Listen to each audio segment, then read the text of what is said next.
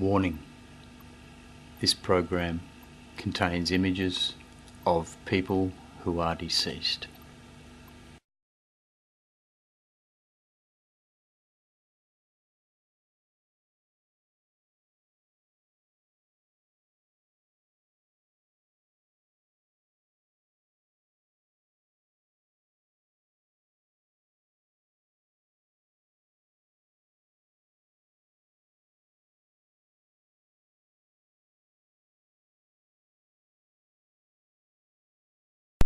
On the Country Hour 7 to 1. Well, 62 years ago this month, an RAAF-12 Squadron Wirraway was force-landed by Pilot Lew Dwyer on a remote salt marsh just near the WA Northern Territory border.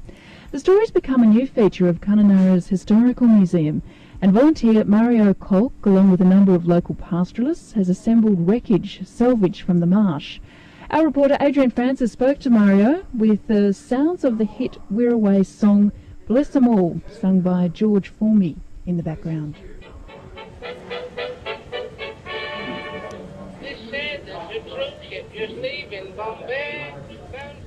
We found some pieces from a Wirraway.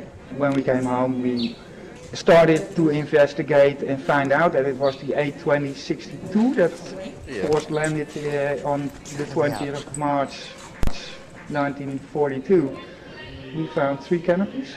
We restored one side of it how we found it, and the other side is more like a showcase you can look in. And in the showcase there are a lot of attributes that we found, like a rudder pedal, all sorts of things. They don't look well, but they survived 62 years, 63 I'm sorry. It's incredible to think how corroded many of these pieces are, yet the cockpit seems so intact after all these years. Yeah, that's true. They used another metal for that, but they were advanced already in that time with stuff like that, and they used perspex. I thought it was glass or something else. Lex Cameron Dwyer, I was christened, I'm known as Lou. I was a brand new sergeant pilot in 12th Squadron. I joined them in first week of February, just before the big raid. Somewhere in this area over this water, it just threw all the oil out of the engine, and most of it threw over the windscreen, and the rest of it threw down my shirt and my gobble and everything when I opened the cockpit to have a look, stupidly. So it was just a matter of get off the water if you can, and it didn't look very friendly. We didn't have any flotation gear, we didn't have a Mae West, we didn't have a dinghy. A Mae West being a vest? The Mae West was the life jacket.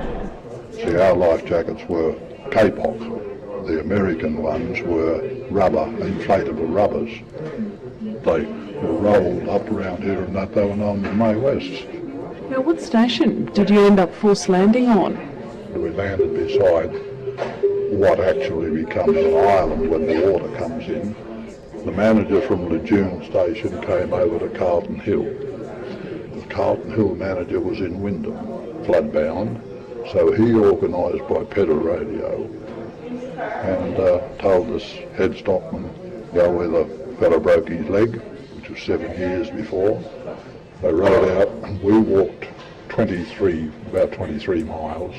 How hard were the conditions, Lou? I mean, was this a real challenge of survival to continue on? Well, I didn't consider it so because we were never out of contact. We were seen to go down.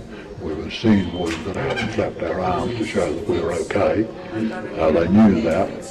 I remember 2 nights camping in. Mosquitoes really ripped us apart one night. The wreckage has been salvaged by many people, the wreckage from the aircraft, but you've got a great story to tell about the parachutes and how they were used by one station woman for many years later.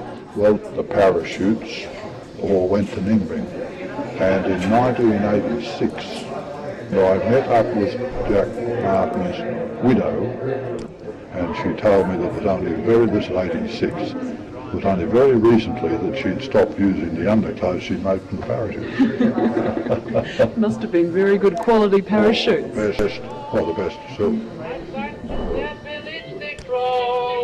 You'll get no from ocean, this side of the ocean, so cheer up my lad, bless 'em all. Nobody knows what it's worth, you have been, so cheer up my lad, bless 'em all. The song way back when, Bless 'em All, sung by George Finley.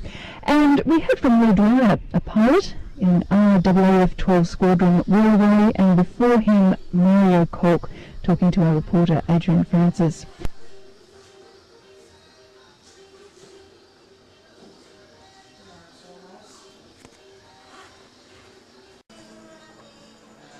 Maar even niet vastzetten, hè?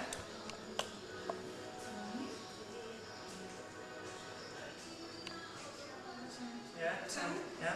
And how many more? Because you had more text on that thingy? Yeah. Oh, yeah, if you want.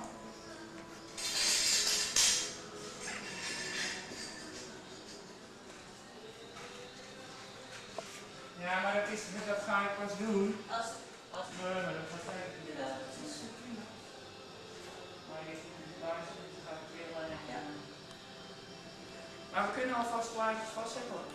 Ja, maar Want even aan het video en dan moet het toch even checken.